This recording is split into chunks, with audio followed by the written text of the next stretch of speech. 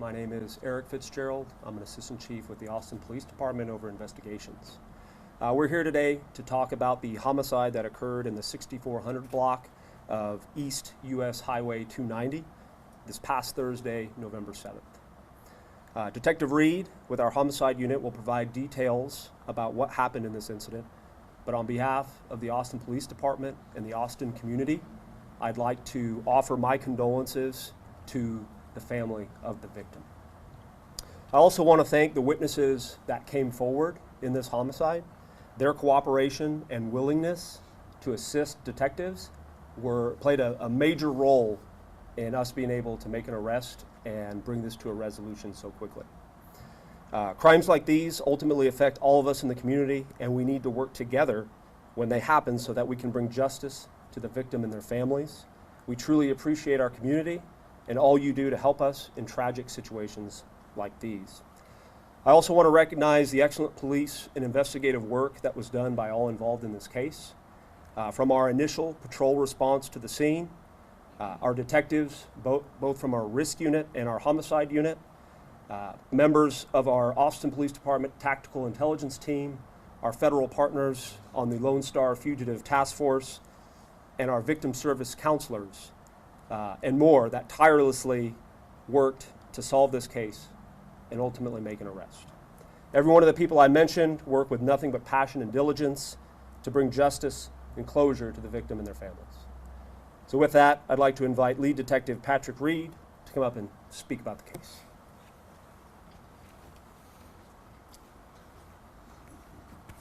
Good morning. Thank you all for being here.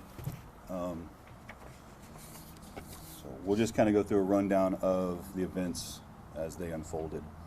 On November 7th of this year at approximately 5:54 p.m., Austin 911 received multiple calls regarding shots fired to the Texas Health and Human Services building at 6400 East US 290. Those calls referenced someone was firing a gun, and then also callers provided information that there was someone that was down with gunshot wounds, apparent gunshot wounds to the leg and stomach. APD officers, Austin Travis County EMS, and Austin Fire Department were dispatched to the scene. The first APD officer arrived on the scene approximately 2 minutes later at 5:56 p.m. Witnesses were already providing life-saving measures to the victim, and officers took over those life-saving measures till EMS arrived. EMS arrived, quickly assessed the victim, and at approximately 6:06 p.m. transported the victim to a local hospital, where unfortunately he succumbed to his injuries and was pronounced deceased at approximately 6:25 p.m. And that victim was identified as Shelby Wayne Cody. Several witnesses on scene were identified by the patrol officers and agreed to be interviewed by detectives, and were transported to the APD headquarters here, where we interviewed them and kind of developed an outline of what happened. So at approximately 5:50 p.m., Shelby was outside the building, and the suspect, who we later identified as Levante Harrison, arrived in his vehicle. Mr. Harrison exited his vehicle. There was no conversation, no provocation, no conversation, and he began firing at Shelby. Shelby was struck several times. Mr. Harrison then entered his vehicle and departed the scene. And based on talking with witnesses and the crime scene analysis, we don't believe that Mr. Harrison was targeting anyone other than Shelby. On November 12th, at approximately 2 p.m., the Lone Star Fugitive Task Force located Mr. Harrison and arrested him for an outstanding parole violation warrant. And then the next day, on November 13th, we filed first-degree murder charges on Mr. Harrison for the murder of Shelby Cody. Any questions? Yeah, so you said that Shelby was on target. Was there a motive as to why he shot him? We're not it's still an ongoing investigation. This is just preliminary information, so we don't want to release too much more about that. I have three. They're all related, so I'm just going to group them in here. Do we know what the victim was doing there? Do you know anything about the safety and security protocols at that building? And is there a history of violent issues outside this building? So I'll go in reverse order. I don't know that we have a history of violence outside that building. These were classes, like it was anger management classes that were being attended. So that evening out there, and so it sounds like the staff there kind of followed a pretty standard safety protocol of locking the business down and contacting the authorities and sheltering in place till officers arrived. And to that end, officers did a great job not really knowing all the circumstances when they arrived, of making contact with folks inside, making sure there was no other threat to the community inside or the people on scene, clearing out the building safely and making sure that that was safe. And obviously within 2 minutes of the call coming in, officers responded, life-saving measures, they make the scene safe enough for EMS to enter, and within 10 minutes, EMS is transporting to the hospital. Do we know if this is drug-related, homeless people, anything like that? It doesn't appear that this was any indication of homelessness. As far as, like we said, with motive, we're just going to kind of hold back on that for now. This may be one for the assistant chief. It's a little bit more of a bigger picture, but including this one and including the homicide that happened overnight, that's 5 homicides in the last week. Is this a trend that you guys are concerned about? That's potential rise in homicides just over the last 7 days?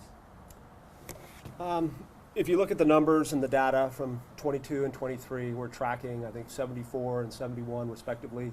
This is homicide number 61 for the year, with about a month and a half left in the year. So it's in line with what we've seen over the past couple of years. But those were years where there was a sharp rise in homicides. Is that the new normal, do you think? Or I know it's early days, but. Well, I hope it's not. And as Chief Davis has alluded to with her expectations and her vision for the Austin Police Department moving forward as she begins her tenure in addressing violent crime in the city. You said this guy already had a warrant for parole violation, and then during the OIS, he was a felon, shouldn't have had a gun. This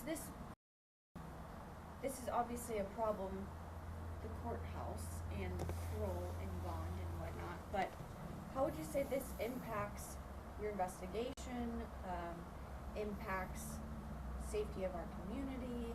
Sure. No, that's look at it is the criminal justice system is kind of a cog or a spoke in a wheel, right? And the police department is just one spoke in that wheel. We're going to do our job, right? Our patrol officers are going to respond to 911 calls. Our detectives are going to do their follow-up investigation and do arrests, search warrants, all of those things, and we're going to make those arrests. What happens from there is somewhat out of our control. We're going to be the best partners that we can be with the district attorney's office. We're going to support them and give them everything they need to be successful from our standpoint. But at the end of the day, as the police department, we're going to do everything that we're supposed to do for the public to keep them safe. Any other questions? What can you tell us about Mr. Monte Harrison? Does he have a history of violence, record? Has he been arrested before? Well, I mean, he had a parole warrant, so yeah, obviously he had been arrested before. I know his history, but of course, contacts with the Austin Police Department versus criminal convictions and things. There's a public record issue on that, so I can't really. I hesitate to speak on it right now. But obviously, he was out on parole, and he had violated his parole, so he has been arrested and he has been convicted before of a crime.